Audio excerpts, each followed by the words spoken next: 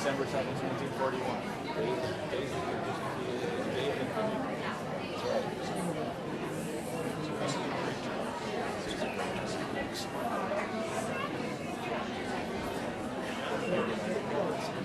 Grandparents, everybody else, along with it.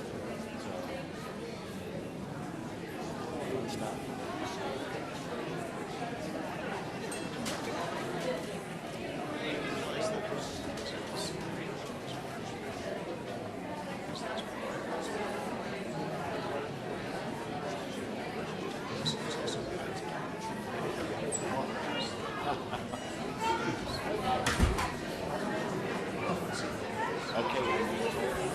Starting.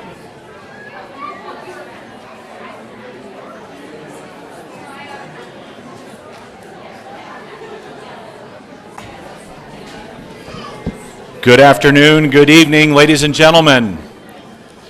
It is great to have everybody out. We are here it is the stroke of 5 o'clock p.m. on March 15th, 2018. 150 years ago today, Kaysville settlers decided to get together and incorporate Kaysville into a formal city, the first such city in Davis County.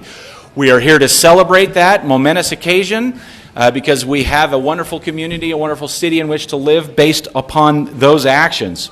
We would like to recognize, we thank everybody for coming out tonight. We would like to recognize Utah State Representative Brad Wilson, Mayor Katie Witt, and members of the Kaysville City Council. We'll also welcome Miss Kaysville Fruit Heights, Brianne Christofferson, as well as former mayors Steve Hyatt and Nika Roundy. It's wonderful to have everyone here today. We are excited. Over the course of the next 30 minutes, I will outline the brief program that we will have. After my opening remarks here, we will have Miss Kaysville Fruit Heights, Brianne Christofferson, read the city history. Following her, Representative Brad Wilson will read a declaration from the state.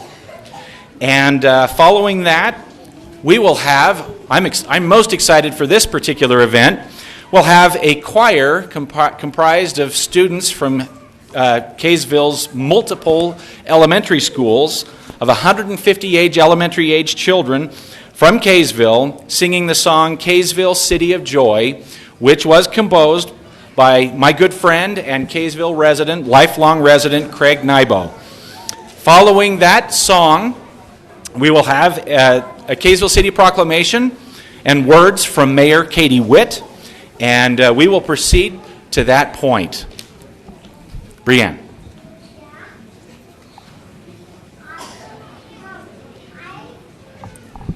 Hello, everyone. Shortly after the pioneers entered the Salt Lake Valley on July 24th, 1847, Hector Caleb Hite was sent north to find grazing for the stock. On a beautiful stream in the Kaysville-Farmington area, Hite soon built a log cabin and brought his family to live there. In the fall of 1849, Samuel Oliver Holmes, Edward Phillips, and John Hiram Green also settled in the area. Many more families must have arrived during the summer because, according to the 1850 census, there were over 300 settlers in this part of the valley, and it was time for the organization of a ward. On January 27, 1851, Brigham Young and Heber C. Kimball came to the Phillips home for that purpose. Edward Phillips was asked to be bishop, but feeling unworthy, he suggested William Kay, who was appointed instead. It was not until September of 1852 that the ward formally began to function with William Kay as bishop, Edward Phillips as first counselor, and John H. Green as second counselor. This little settlement became known as Kay's Ward. Little really isn't the word to use because the settlement covered a great deal of territory, from Hates Creek on the south to the Weber River on the north, and from the mountains on the east to the lake on the west. In 1856, William Kay was called on a mission to Carson Valley in what is now known as Nevada. After Bishop Kay left, there was a desire on the part of some of the people to have the name of the settlement changed from Kay's Ward to Freedom. The request was presented to President Brigham Young, but he was able to convince the residents to retain the old name. There have been trouble with Indians in the south and central section of the territory, so an edict came from Brigham Young that each town should build a fort for protection. Early in the spring of 1854, Jesse W. Fox, church surveyor, came to Kay's Ward for the purpose of laying out the fort, which was later to become the center section of the town, about midway between the two main roads. It encompassed approximately 15 square blocks between what is now Main Street and 600 West and 200 North and 100 South. The Spanish adobe wall was to be built of clay, dug from the outside forming a ditch, which was shoveled by hand into lumber forms. The plan of the wall was 5 feet at the base, tapering to 3 feet at the top, with a height of 6 feet in total. Each able-bodied man would be assigned to build a certain section of the wall himself or hire it done. Only part of the project was ever finished, and that was on the south and west sides. The entrance to the fort was located about where Barnes Park Bank now stands. However, there was no trouble with Indians in this vicinity, so a fort was really not needed. The Goshute tribes were too busy trying to stay alive to make war. Then, too, the settlers carried out Brigham Young's policy of bread instead of bullets. There were times when this was a real trial, for often there was no bread in the humble home to which the Indians came begging, but what little there was shared. For a time, the settlement was called Kay's Fort. Kaysville was settled in 1850, and on March 15, 1868, it was incorporated, becoming the first city to be incorporated in Davis County and the 27th to be incorporated in the Utah Territory. The boundaries at this time embraced an area approximately 5 square miles. On or around 1870, the fort was torn down. In the City Council minutes, it states that on April 4, 1870, the council passed a resolution granting the use of lands where the old fort wall stood. The majority of people coming to Kaysville up to 1852 were English. Of the 29 families who arrived before this date, 19 families came from England, 3 from New York, 2 from Vermont, and 1 from Kentucky. No record can be found of the other 4 families. Most people lived on their farms with very few homes in the central part, which has since become the city of Kaysville. The first people to arrive settled on the streams or near the lake shore. There was no division of lands. A settler came in, saw a tract of land that suited him, and if not already occupied, took it up by fencing it and living on it. Several families came together and usually settled in the same neighborhood. Through the 150 years, Kaysville has grown to almost 32,000 residents. There have been 33 mayors during this time. We are home to Davis Technical College, Utah State University Botanical Center, and the best 4th of July celebration in Utah. We have 10 elementary schools, 3 junior high schools, and 1 high school. Kaysville is Utah's hometown.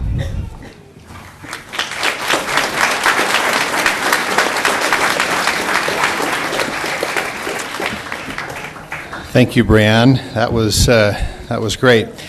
So thanks for having me here tonight, Mayor and council members. And, by the way, I serve in the state legislature. I think that Chris mentioned that, but I will tell you, I think that is not half as much work and as challenging as serving on a city council and a mayor. So I want to thank you for your great work. So thank you.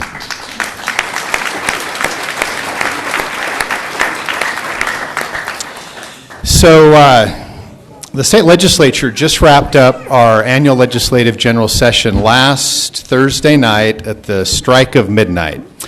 And every year we get together for 45 days. There are 104 lawmakers down there. There are 5 of us that represent a part of Kaysville.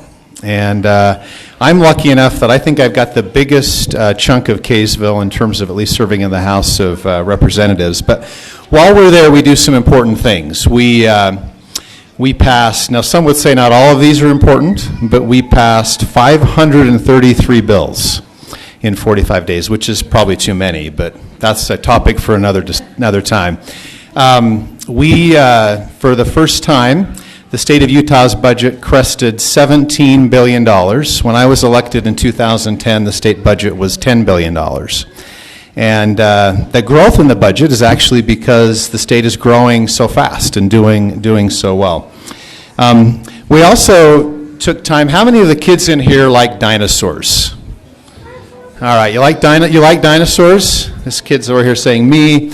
We changed the state dinosaur this year. This is really important.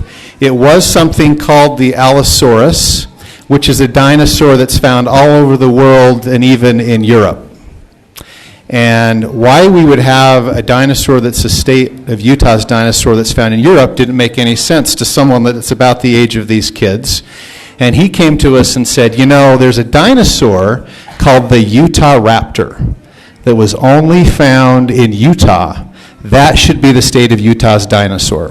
And so we changed the state dinosaur this year to the Utah raptor. But we also took pause and commemorated Kaysville Sesquicentennial. So that's why I'm here. But probably not as exciting for the kids as the dinosaur. And I'm not going to read you all of this. I will just say that as we pause and think about the great history of the city of Kaysville, my hometown and my current town where we live, there's some tremendous things that have happened here. And we noted in this citation the great work of LeConte Stewart, who my grandmother, who lived in Kaysville almost her whole life, when she passed away, gave me her LeConte Stewart painting, and it sits proudly in our home here in Kaysville. We're the home of a Clover Club. We all remember that growing up as kids, as well as many things that are great about Kaysville. But I'll just read you the last paragraph of this citation and then get on with what you came for, which is to hear the kids sing. And it says, while paying tribute and respect to the city's founders, Kaysville looks forward with hope and certainty to the future and to the generations yet to be for 150 more years of friendship and families along the banks of Hates Creek. And as a member of the legislature that represents you in the state, proud resident of Kaysville, and thanks for having me here, Mayor. So.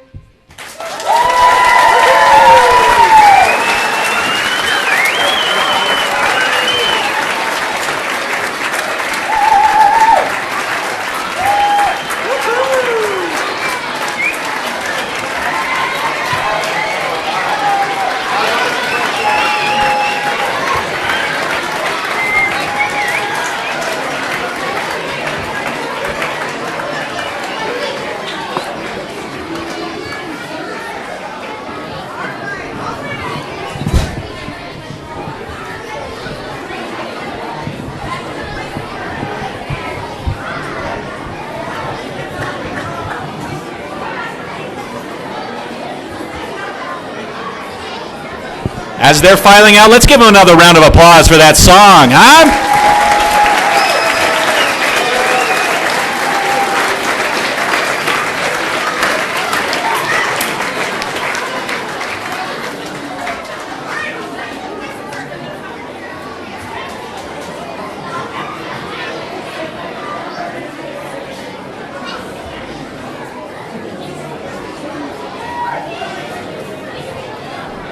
Great job to all you kids. That was a wonderful song. Let's put our hands together once again for Craig Nybo, who composed that song.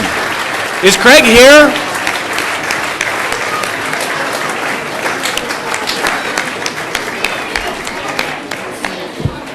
I don't think so. I don't think Craig's here, but on behalf of Craig, Craig's father's here. Let's give his father a round of applause. All right.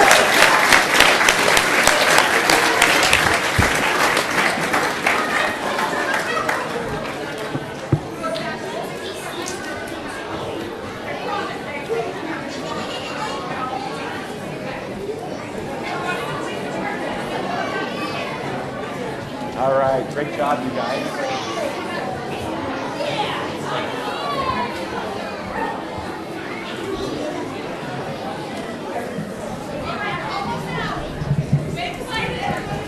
Wave goodbye.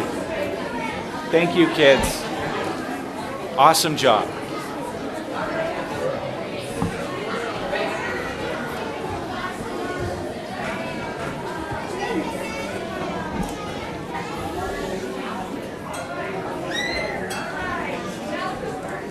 All right.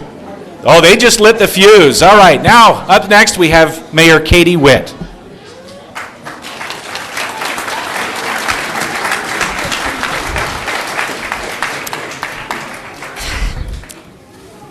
And I'm crying. I'm so proud to be the mayor and to call all of these my kids. I think, as you can feel, that Kaysville is more than a place. And if you listen to the lyrics of that song, it really does capture the essence of Kaysville. And the thing about where we live, I'm sure a lot of you have lived different places. And what I feel about Kaysville is that Kaysville has a soul. Kaysville is more than bricks and mortar.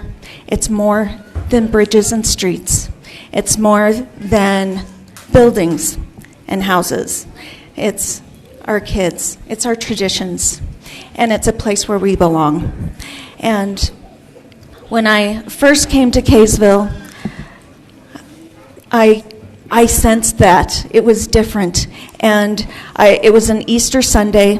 I was standing outside my soon-to-be new home that was built in 1880, and there were 3 different families having their Easter dinner out in their yards, and there were old people sitting in chairs arguing and laughing, and there were kids running around the yards and throwing dirt at each other, and I said, this is home. This is where I belong.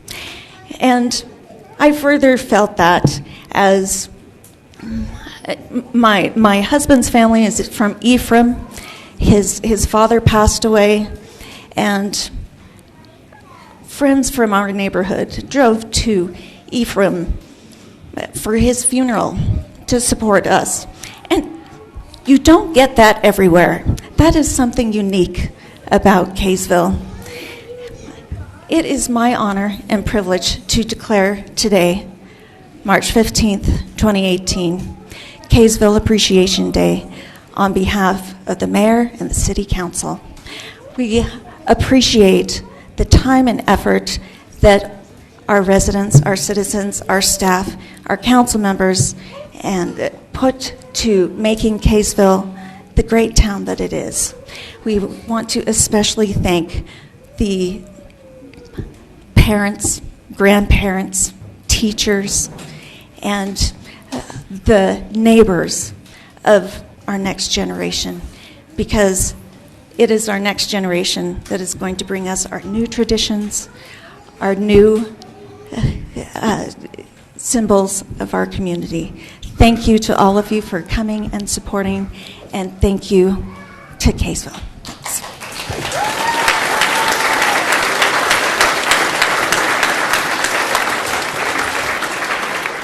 Outstanding. Thank you, Mayor Witt. In just a few closing remarks, ladies and gentlemen, I have long ties to Kaysville.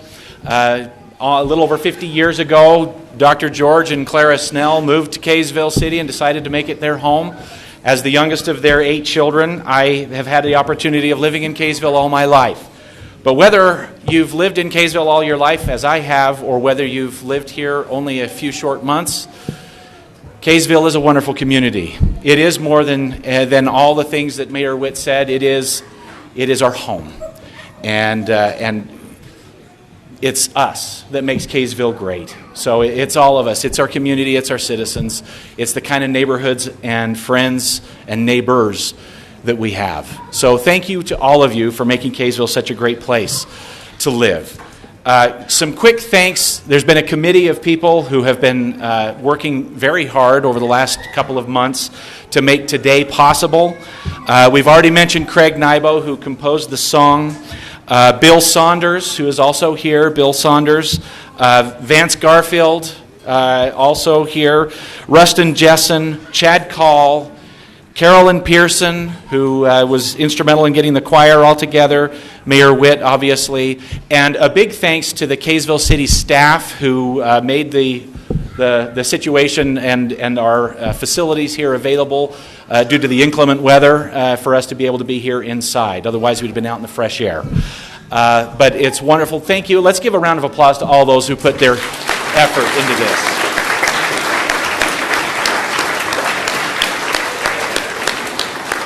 Thank you to so many people, but thank you again to all of you as Kaysville citizens for this wonderful, wonderful community in which we live. One quick reminder, today is just lighting the fuse, literally. This year we will be celebrating as Kaysville City in our community events, especially our 4th of July and other events that we will be holding this year. We will be commemorating and having the 150th or the Sesquicentennial celebration of Kaysville incorporated into all those community events. So please be sure to pay attention to the newsletters and the Kaysville City website and other announcements that will be made for future activities all throughout the year to celebrate Kaysville's 150th birthday. Thank you so much for coming out, and have a wonderful day.